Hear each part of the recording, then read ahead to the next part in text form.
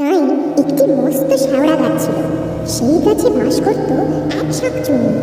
তার মনে বড় সাধ ছিল বামুনের ঘরের বউ। বৌমা, রান্না বসাবে না? রান্না তো হয়ে গেছে মা।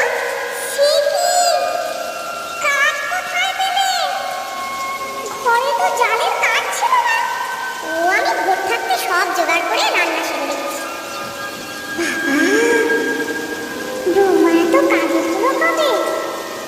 যা কুটনো করতে বেলা ফুরিয়ে যেত, সে কাজে কর্মে এত চতুর হলো কি করে? বৌমা আজ দেখি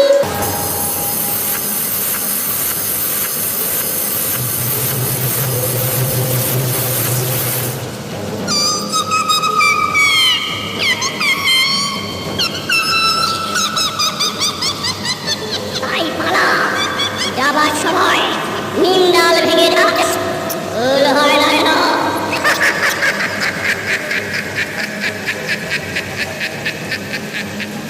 তারপর শাকচুন্নি সত্যি সত্যি